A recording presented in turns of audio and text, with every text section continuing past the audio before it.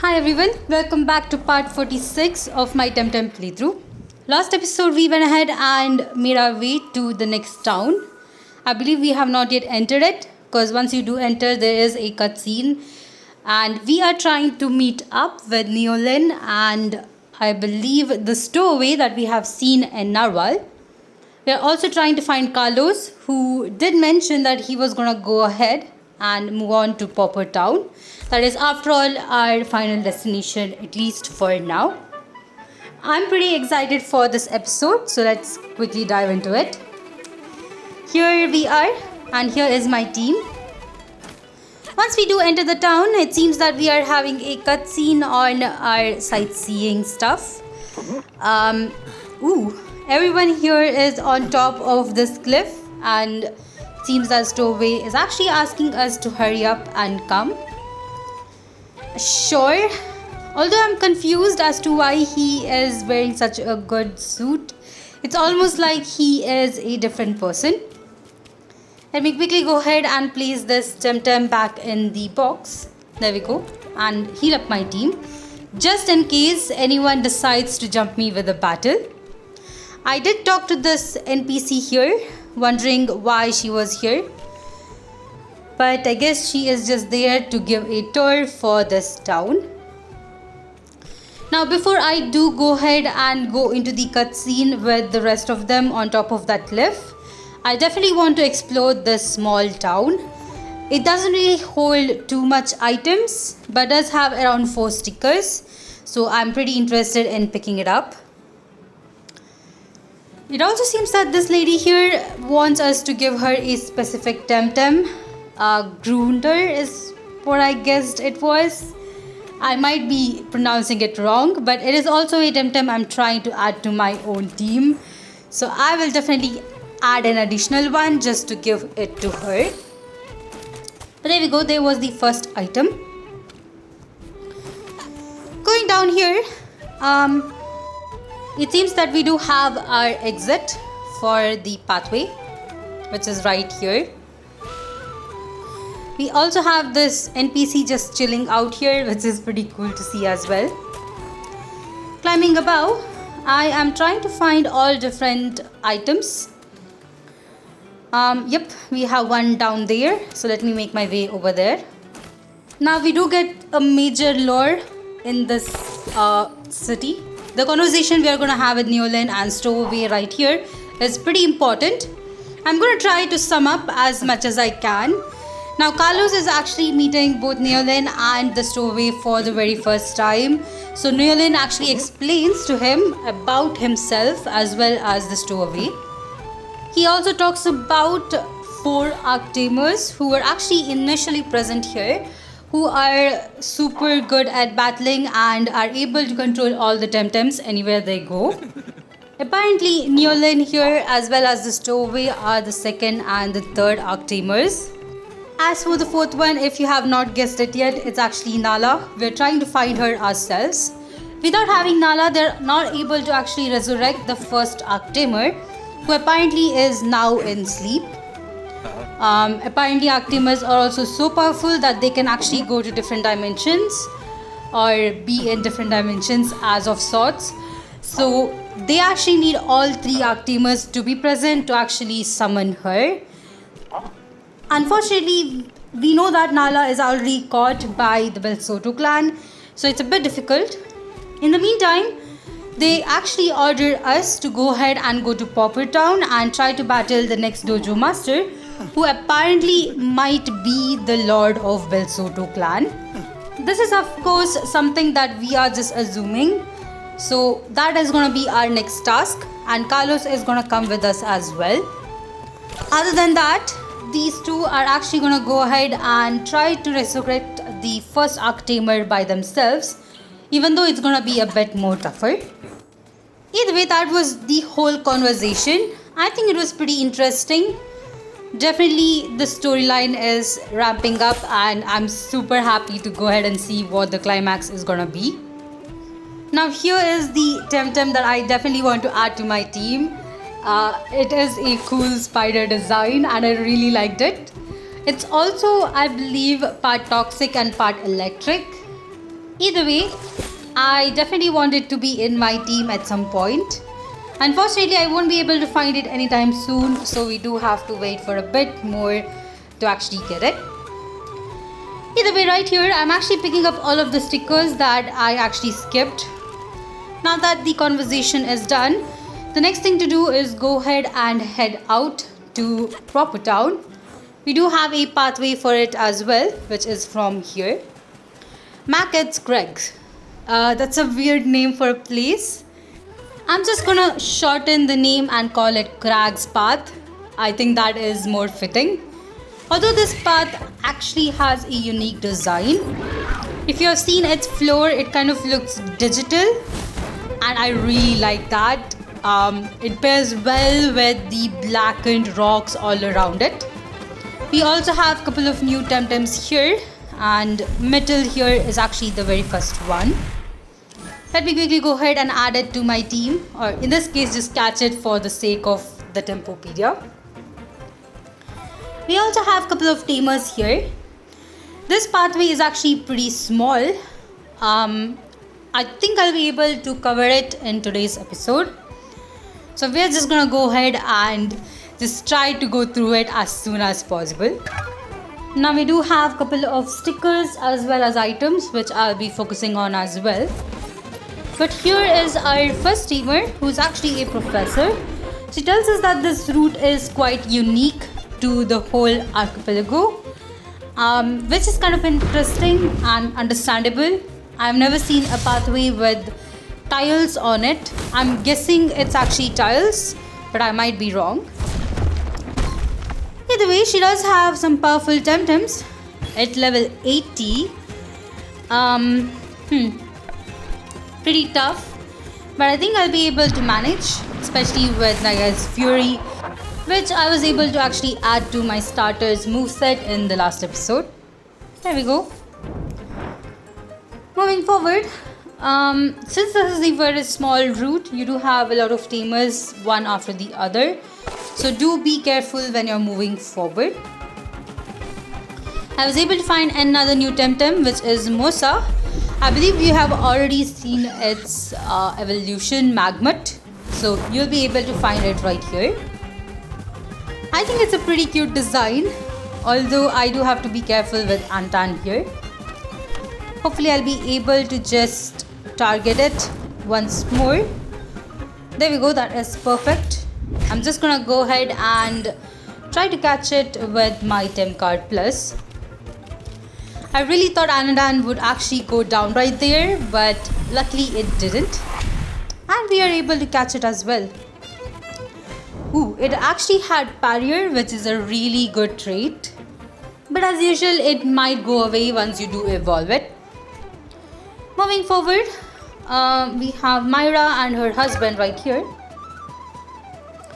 I'm really not sure on what basis they have added names to the NPCs. There are some NPCs who really are just referenced by how they look or what they work as, and there are NPCs like this who actually get a name.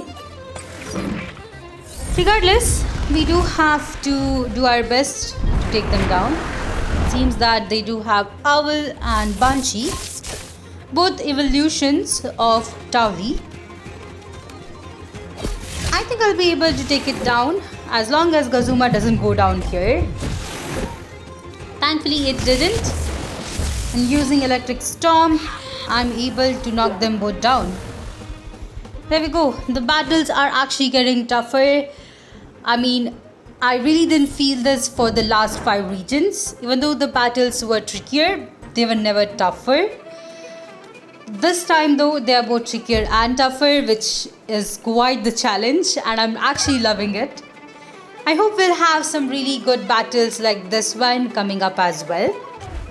Here we have our next tamer with only one TemTem, and this one is at level 90. Alright, definitely the levels are going up and are almost at level 100. I'm guessing the boss battle with Belsoto clan will have level 100 TemTems, and they might be Luma TemTems as well, which is a bit frustrating considering that I've never found one myself. You know what, now that I think of it, it just might be locked for the post game. If that is true, then I will definitely try to find them after completing the boss battle with Bel Soto clan. I'm also hoping that that battle will not be too tough, but I'm guessing that it will be, and I might have to come up with a couple of strategies. Either way, here is the next tamer. This one does have pre-evolved TemTems, which is actually funny to see. Considering that they are at level 70, it seems that he doesn't want them to evolve. Or else why would he have it at level 70, right? But it's super easy for me to take them down, which is good. There we go. There should be another one. I'm also trying to make sure that all of my team members actually survive the battle, just to have them level up. If you might know, we have another dojo battle coming up right after this pathway. So any training that I want to do will have to be done right here. I'm not too interested in just training my TemTems up without actually battling all of these tamers. I think that is pretty boring and something I'm definitely trying to avoid. But at some point I might have to do it. I might have to just stop playing and just train up my TemTems for some time. For now though, I'm not too worried. I mean, level 80 is pretty good. I think I'll be at level 80 by the end of this episode. Here's our next tamer. This one's actually an optional one. But at this point, I kind of feel that if you do skip optional tamers, you might be in a bit of a trouble. Either way, let's hope that we'll be able to take her down without too much issues, which we did. That's pretty good. We did find a hidden item in the grass, so you do have to run around here. I think there's only one item, but you will be able to find a new TemTem, which is actually Mitty. In this case, I definitely want to catch one of them, so let me try that. There we go, that was perfect. Right, using my Tem cards. Ooh, I only have one, but that's alright. I'm actually not sure if there's another new TemTem here in this pathway, and if there is, I'll definitely display that one as well. But this journey has been pretty fun. After all, I have been trying to catch as many TemTems as possible, and I think I have caught almost everything. There are only a couple of them that are missing. I'm guessing that you'll probably be able to find them through breeding, especially the Babawa's pre-evolution. Here's our next tamer.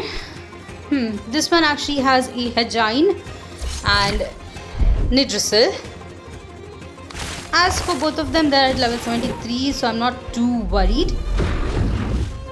Thankfully, my starter seems to do pretty well, although I almost knocked it out myself.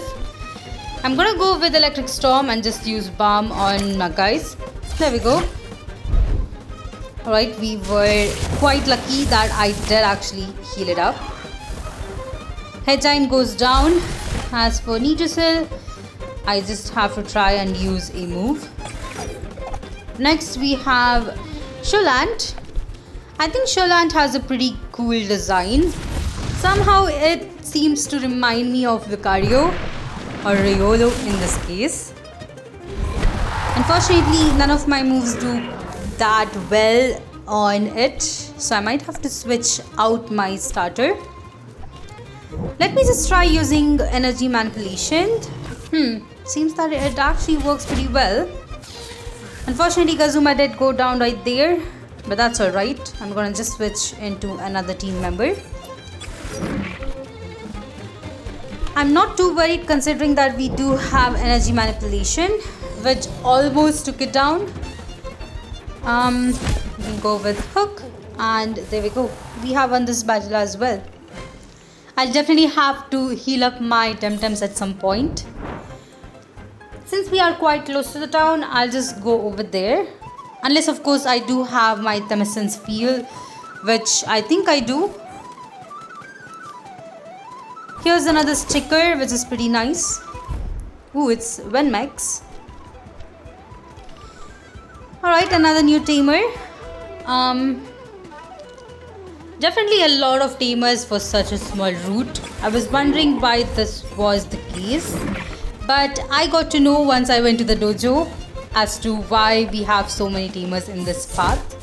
And yes, if you're wondering, I've already gone through the next dojo, and that is where I did end it. I haven't moved forward with the storyline after that, so I do know that there is a dojo battle, a tough one coming up. Now here we have our next tamer. This one has a pretty interesting TemTem right there. Now Brockrock right there is a new TemTem that we have yet to see till now. I'm hoping we'll be able to see it in the upcoming pathways. We also have a Minox, which I think I'll be able to defeat pretty easily. There we go. Oh, never mind, it actually survived, which is surprising. I'm not sure if Saku will survive. Ooh, it did. That's pretty good. There we go. We were able to take both of these TemTems down. A bit trickier, but was pretty good at the end. Moving on, I definitely have to heal up my team, but let me see what I can do. I think I'll just be able to heal up one of them and battle the last tamer. Last tamer in the sense that the last tamer in the north side of this pathway right here. This is also a dead end, but you'll be able to find a couple of items. Let me quickly go ahead and defeat this tamer before we pick it up.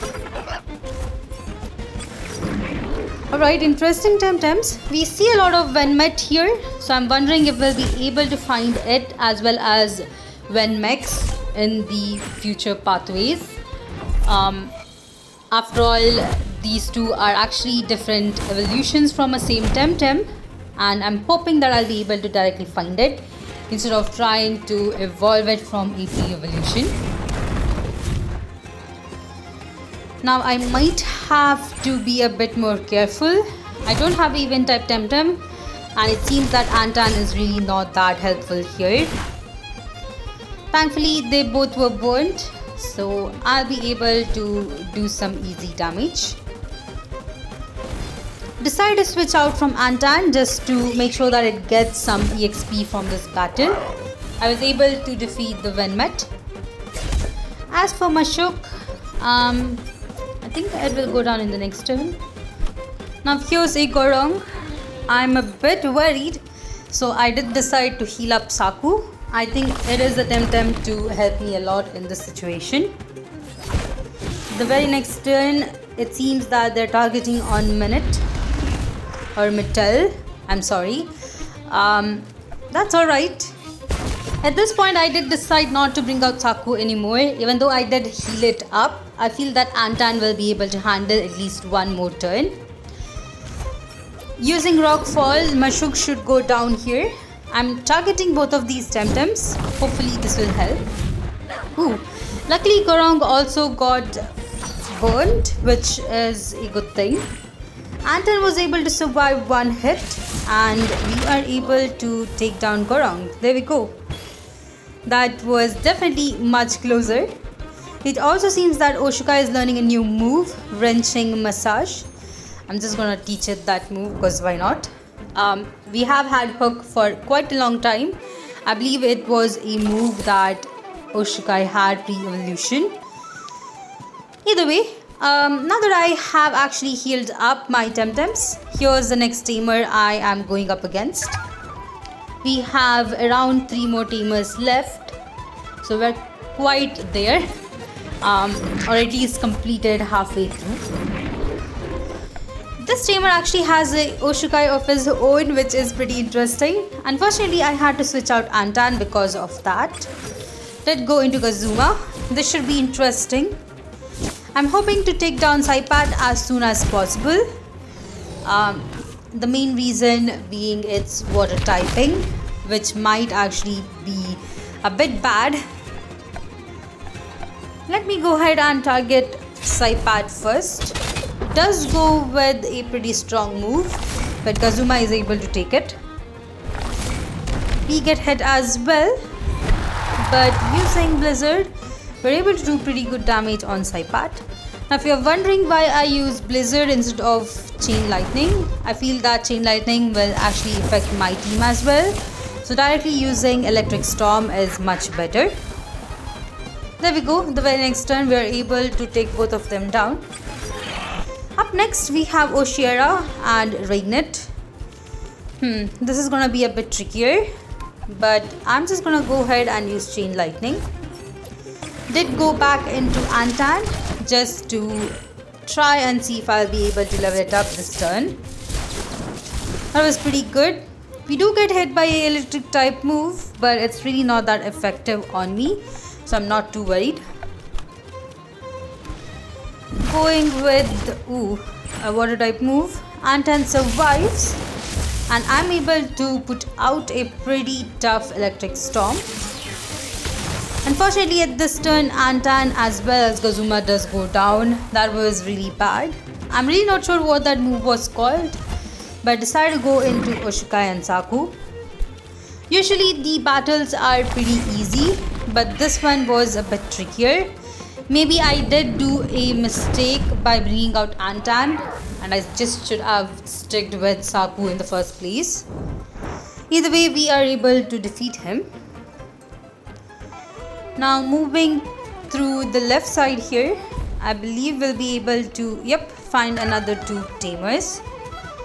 Past them we have 2 items which I'm actually interested in. Now these 2 tamers have Scrunch. Might have to switch into my starter, which I do immediately. I also healed up my TemTems using Temasian Fail. So if I do have to heal up once more, I might have to go back to the town.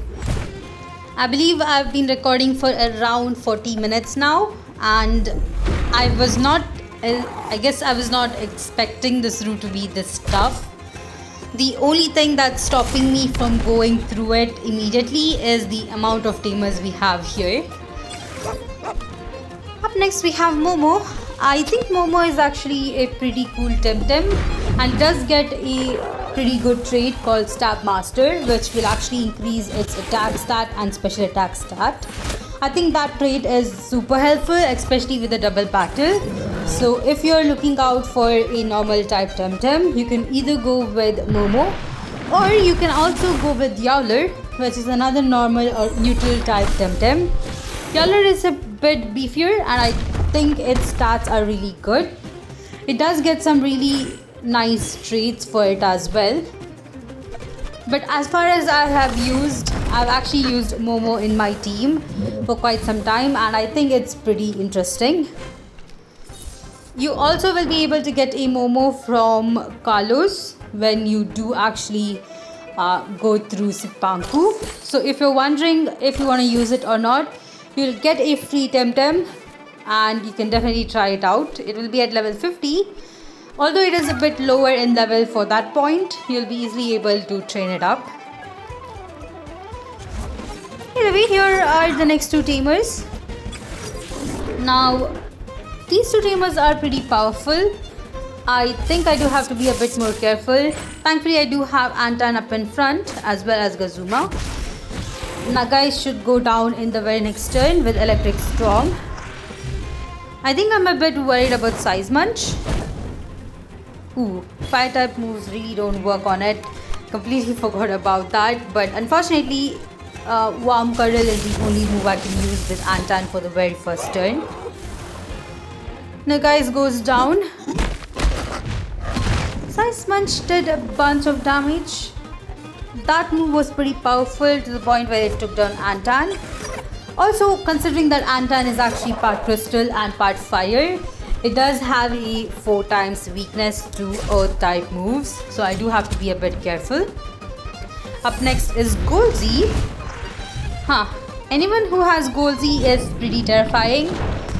I'm pretty sure we would have seen the pre-evolution of Golzi back in Sipanku, so you can definitely add this one to your team. It's a pretty beefy TemTem and is pretty interesting to use as well. We also see Valer. This is the second time I'm actually seeing Valer. The first time being me defeating, or me at least trying to defeat General X. I believe he had one.